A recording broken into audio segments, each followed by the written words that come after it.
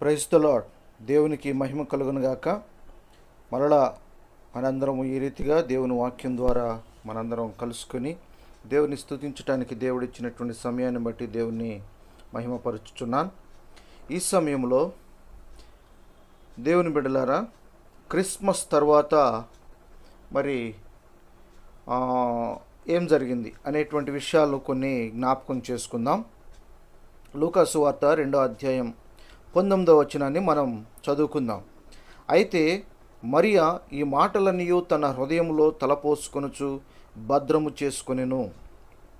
చూడండి, దేవదూత గొర్రెల కాపర్లతో చెప్పినటువంటి మాటలను బట్టి వారు వచ్చి బెత్లెహేముకు వచ్చి శిశువు ఉన్నటువంటి చోటుకు వచ్చి ఆ దూత తనతో చెప్పినటువంటి మాటలన్నిటిని బట్టి ఆ శిశువుని స్తుతించి ఆరాధించి వారి కానుకలు అర్పించి జరిగినటువంటి సంఘటనలన్నిటినీ చూసి ఆనందించి వారు తిరిగి వెళ్ళిపోయినట్లుగా మనం చూస్తుంటున్నాం.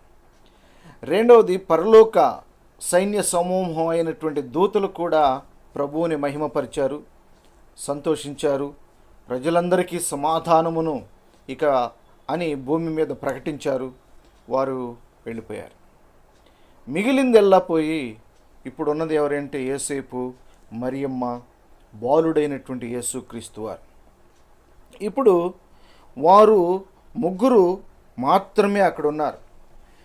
యేసు ప్రభు వారిని మరి దూత చెప్పినట్లుగా తన గర్భము దాల్చి 9 నెలలు మోసి ఆమె ఈ లోకానికి యేసు ప్రభు వారిని అందించిన తరువాత ఆమె ఎప్పుడైతే ఈ సందడి ఈ సంబరాలు చూచి గొర్రెల కాపర్లు చెప్పిన మాటలు, పరలోక దూత సైన్య సమూహము చెప్పినటువంటి పాటలు ఇవన్నీ కూడా వారికి ఇంకా చాలా సంతోషాన్ని కలిగించాయి. అయితే ఇప్పుడు క్రిస్మస్ అయిపోయింది, క్రీస్తు పుట్టాడు, వారు వెళ్ళిపోయారు. వెళ్ళిపోయిన తర్వాత ఆమె చేస్తున్నటువంటి ఇదేంటంటే తన హృదయములో తలపోసుకొనుచు భద్రము చేసుకొనెను. ఏంటి తన హృదయంలో తలపోసుకుంటూ భద్రం చేసుకున్నటువంటిది? ఆ గొర్రెల కాపర్లు చెప్పినటువంటి మాటలు, దూతలు చెప్పినటువంటి మాటలు ఇవన్నీ కూడా తన హృదయములో భద్రము చేసుకుంటూ ఉన్నట్లుగా మనం చూస్తుంటున్నాం. మనం క్రిస్మస్ సందడి చూస్తాం, క్రిస్మస్ పాటలు వింటాం, క్రిస్మస్ వాక్యాన్ని వింటాం, క్రిస్మస్లో మంచిగా ఆనందిస్తాం. కానీ ఏం చెప్పారు తర్వాత రోజు క్రిస్మస్లో ఏం చెప్పారు, ఏ వాక్యం చెప్పారు అని అంటే మనం చెప్పలేం. ప్రియమైనటువంటి వాళ్ళారా, మనం ఆ వాక్యాన్ని వదిలేస్తాం, కానీ పాటలు, డ్యాన్సులు వీటిని పట్టుకొని మనం ఆనందిస్తూ ఉంటాం. అయితే మరియా ఆ మాటలన్నిటినీ కూడా తన హృదయంలో జాగ్రత్త పరుచుకున్నది. ఎందుకనంటే సామెతల గ్రంథం 4వ అధ్యాయం 4వ వచనంలో, పట్టుదలతో నా మాటలను పట్టుకొనుము, నా ఆజ్ఞలను గైకొనిన యెడల నీవు బ్రతుకుదువు. పట్టుదలతో దేవుని మాటలను ఆమె పట్టుకున్నది. ఎందుకనంటే ఇక్కడి నుంచి ఇప్పుడు గర్భంలో ఉన్న శిశువు తన హృదయంలోనికి వచ్చాడు. ప్రియమైనటువంటి వాళ్ళారా, గర్భంలో ఉన్నటువంటి శిశువు దేవదూతలు చెప్పినటువంటి మాటలు,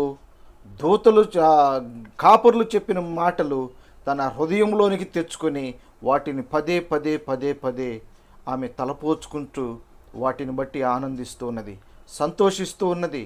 మన హృదయంలో మనము ఎవరిని పెట్టుకున్నాం, ఎవరిని ఆరాధిస్తున్నామో తెలియదు, కానీ యేసు ప్రభు వారిని మరియ తన హృదయంలోనికి, వాక్యమైనటువంటి యేసు తన హృదయాంతరంగంలోనికి వచ్చి తను హృదయంలో ఆనందిస్తూ హృదయంలో భద్రం చేసుకున్నట్లుగా మనం చూస్తుంటున్నాం. కారణం ఏంటంటే దూత చెప్పింది, ఇదిగో పుట్టబో శిశువు గొప్పవాడవుతాడు, ఆయన భుజముల మీద రాజ్యభారం ఉంటుంది అని అంటే అవి ఇంకా ఎంత గొప్ప మాటలో మనం చూస్తుంటున్నాం.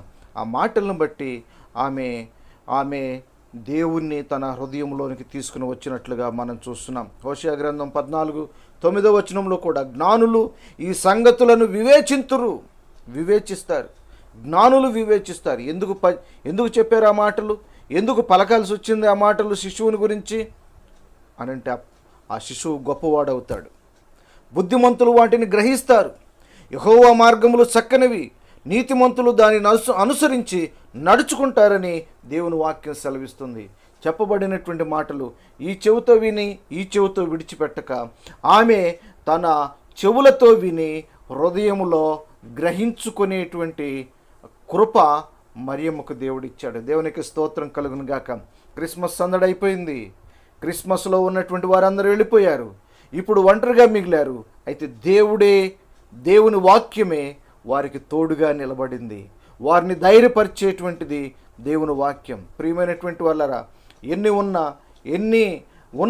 ఎన్ని చేసినా అన్నీ మనతో వెళ్ళిపోతాయి.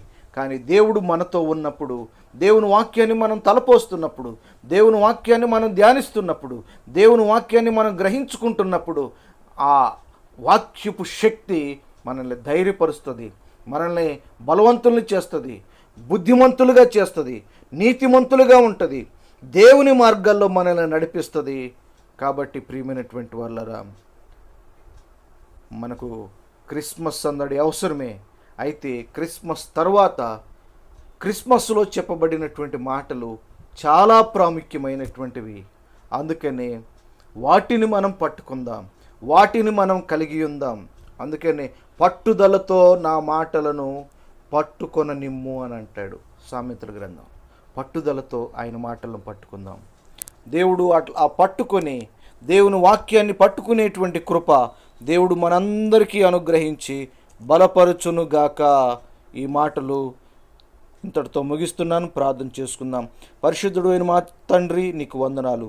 ఇంతవరకు చెప్పబడినటువంటి మాటలు మా హృదయాంతరంగాలలో భద్రం చేసుకునేటువంటి కృపను మీరు దయచేయమని వేడుకుంటూ, మరియవలే మేము కూడా మా హృదయాలలోకి నీ మాటలను దాచుకుని తలపోచుకునేటువంటి కృపను దయచేయమని యేసు నామములో ప్రార్థిస్తున్నాం తండ్రి. Amen, amen, amen.